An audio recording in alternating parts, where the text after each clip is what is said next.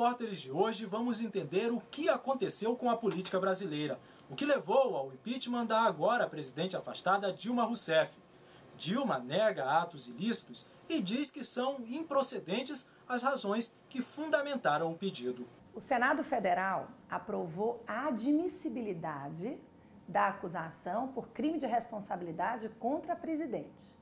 Não há condenação, não há absolvição. Houve apenas uma fase prévia. Por maioria simples dos seus membros, foram 55 votos, o Senado Federal aceitou se transformar em um tribunal político de julgamento da presidente. Então agora, com esse ato de aceitação da acusação por crime de responsabilidade, o que vai acontecer? O que dispõe o artigo 52, parágrafo único da nossa Constituição.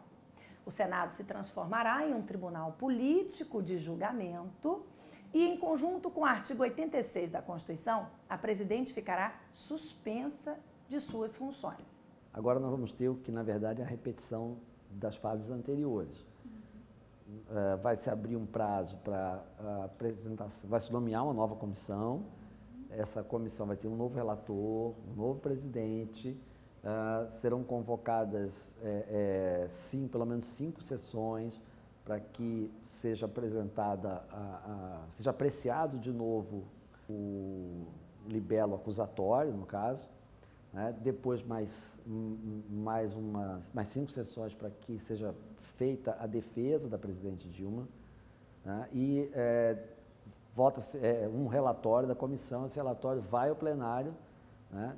Nesse processo podem ser convocadas testemunhas, especialistas, enfim, vários tipos de depoimentos, juntada de novos documentos e assim por diante. O juízo de admissibilidade inicial da acusação foi feito pela Câmara dos Deputados. O segundo juízo de admissibilidade foi feito pelo Senado e agora o Senado toma a condução do julgamento.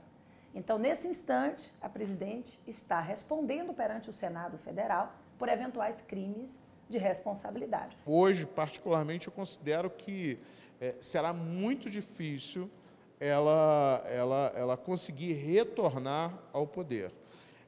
Tanto o julgamento final no Senado, como posteriormente no Supremo. O maior desafio está numa coisa que a gente chama de presidencialismo de coalizão. Esse é um dos grandes problemas.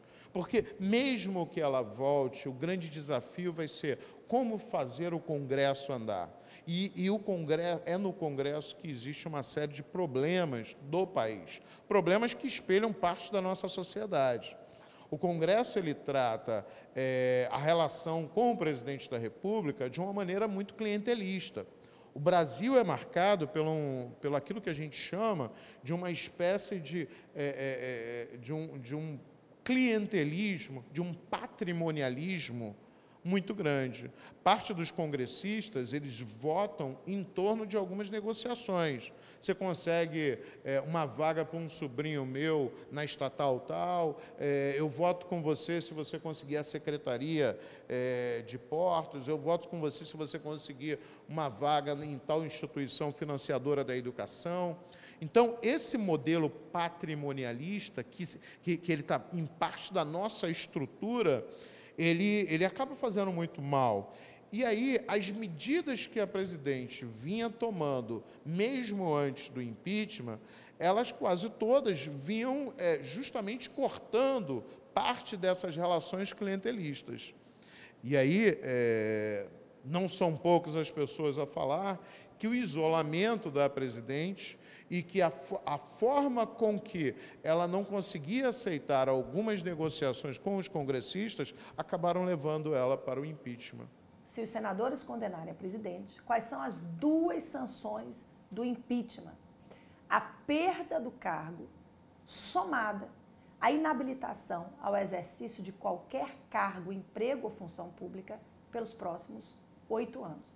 Então não há prisão, não há cassação de direitos políticos, nada disso. São 2 as sanções do impeachment, conforme o artigo 52, parágrafo único da Constituição. A perda do cargo e a inabilitação durante esses 8 anos para ocupar outro cargo político. Acredito que a sociedade brasileira vai ter que prestar muita atenção em todas as fases que vão seguir, mesmo aqueles que foram a favor do impeachment e os que foram contra o impeachment, vão ter que ter uma maturidade muito grande para a gente conseguir sair dessa crise de uma maneira mais madura. Eu acho que ficou claro para toda a sociedade que não é apenas a corrupção que é um grande problema da nossa sociedade, é a corrupção aliada aos grandes interesses que existem por trás da corrupção. O corruptor, o grande empresariado, parte desses agentes públicos, eles, na verdade, levam a sociedade brasileira para uma determinada direção. E essa direção que nós estamos tomando, ela é muito ruim. O Brasil está entrando num momento de enfrentamento e de crise em uma série de áreas que não éramos para estar.